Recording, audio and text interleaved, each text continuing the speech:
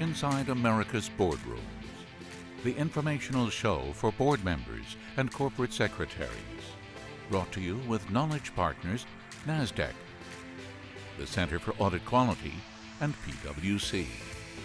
Along with content contributors Equilar, Meridian Compensation Partners, Wilson Sonsini Goodrich and Rosati, Donnelly Financial Solutions, and the Society for Corporate Governance. Welcome to this edition of Inside America's Boardrooms. I'm TK Kerstetter, the CEO of Boardroom Resources, and it's my pleasure to welcome you to the show. An important show, because this happens to be our 100th edition since moving to NASDAQ, and we want to thank NASDAQ and all of our sponsors. This is very special. It's our first landmark to sort of what's going to be many hundreds of shows to come. So joining me, which is very appropriate for this 100th show, is Cindy Fornelli, who's the Executive Director for the Center for Audit Quality. And Cindy, we go way back, so it's sort of appropriate that you be here, and welcome to being the guest on our 100th show. Well, it is such an honor to be here and sharing this landmark event with you, this real milestone.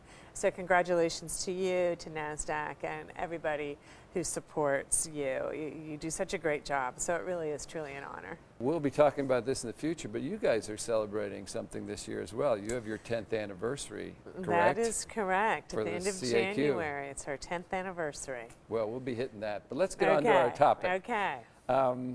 Our topic today is your board preparing for the new revenue recognition standard? Okay. Doesn't jump off as the most exciting topic in the world, but boards better remember that this is important. So the Revenue Recognition Standard was instituted by FASB and by the International Accounting Standards Board in 2014. It's to be instituted on January 1, 2018, which sort of seems like a long way away, but it isn't. And we're going to direct this discussion a little bit to audit committees, but everybody's got to pay attention to this because this affects management, the external auditors, designing new systems, procedures, controls. So give us a little of the dope on the background. Well, that's the big point. You hit it really very well in that while the effective date is January of 2018, for many companies, the new standard is going to require an evaluation of 2016 and 2017 financial information. And it's very broad in its scope. It is historic in the breadth and the impact. As you said, regulators, investors, management, boards, auditors are all going to be focused on that.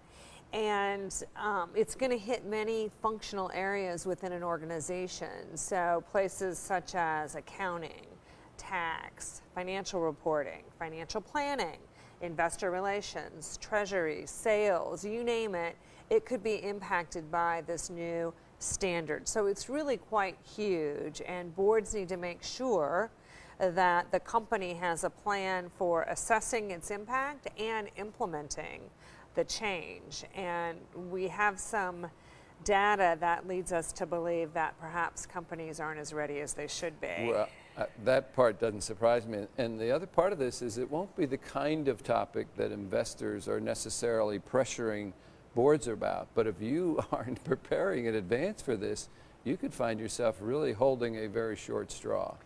That's right. It could sneak up on you, and you're not going to have time, given that you're going to have to evaluate 2016 and 2017 financial information in order to implement the new standard. But we have a solution. We do have we have help. Help is on the way. Yes, so talk about, because I think this is important, and this is what you guys do so well, okay? You've pre-thought all this. You've created a tool to help companies, get through this. And again, your organization, it's not trying to sell anything. You're creating value for audit committees and companies to deal with these issues. Talk about the tool, because I think it's very important, and then we'll talk about some of the pieces of it as well. Yes, so you're exactly right. So we've created a tool for audit committees. It's the new revenue recognition standard, a tool for audit committees. Perhaps not the most catchy of names, but it does tell you exactly what it is. So it'll be easy to find. It's free of charge, publicly available on our website, and it's really designed to help audit committees think about their interaction with their external auditors as the company goes about implementing and effectuating this new standard. So in there, it's, what is the change? What's the new standard mean? It's how does a company, is a company on track to manage these changes?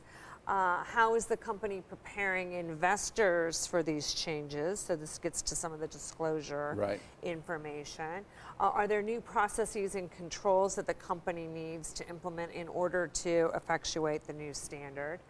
So all of these things are covered in this tool, and what it provides is questions for audit committees to ask their external auditors and management to make sure that all of these bases are covered. So it's not prescriptive check the box type of activity, but rather just a set of questions under these broad categories to help audit committees think through the discussions they should be having. So how else, I mean, this is one way certainly to reach board members, but how else do you reach out? Because this is going to be a very important topic. Do you have other means for you pushing out this information so you can touch as many people as possible? We do, and having a mechanism such as this is really important because you reach such a broad range of boards and audit committees. But again, the best way to get this tool is to go on our website. It's also on our audit committee collaboration website. So audit committees should have an easy time finding it. And it's categorized in 4 key areas. So understanding the new standard, evaluating management's impact assessment. So management should be going through an impact assessment now if they haven't already completed that. And the board and the audit committee should understand that and make sure that that plan is going and hitting all their milestones. Then also looking at and understanding management's implementation program. And then the 4th key component is, again, the disclosures, making sure that the company has a process to adequately disclose, because there are disclosure requirements in the new standard. So these are the things that audit committees should be asking about, the broad categories. And it's urgent, and I don't use that word lightly. I think we are at the urgent critical stage because we do have data that both PwC and FEI did a recent survey, and the numbers are staggering. So just 1 year from when the new standard takes effect in January of 2018, only 17% of public companies have begun their implementation phase. 75% of those that responded to the survey indicated that they're still assessing, so not implementing, just assessing. That's 75%. And 8% hasn't even begun the assessment. So it is urgent that boards become involved and ask and press the company with the help of their auditor about where the company stands and how to make sure that you've got a process in place because time is running out. And that is the message for today. The message, there's 2 messages for today. One is, if you're not part of that 17% and you viewed this, you need to go back to your board and say, what is our status as far as implementing this? And the second message is the tool. That tool will make it easier for them, and remind them again where they can get this tool. They can get the tool free of charge, publicly available on the CAQ's website, www.thecaq.org. So thecaq.org.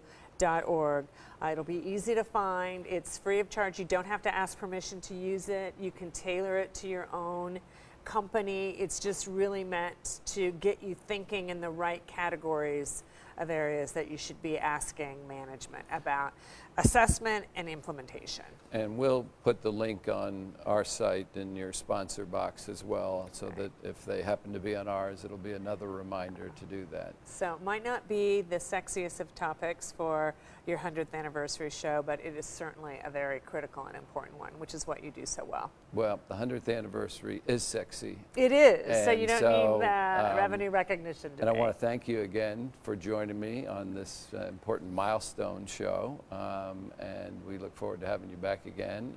And same with you, audience. We hope you enjoyed the show. We'll be back again next week when we take a look at another critical topic that'll help you be a better board member or committee member. So we'll see you then.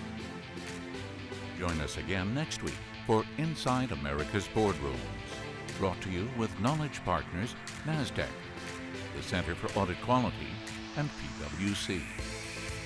Along with content contributors Equilar, Meridian Compensation Partners, Wilson Sonsini Goodrich and Rosati, Donnelly Financial Solutions, and the Society for Corporate Governance.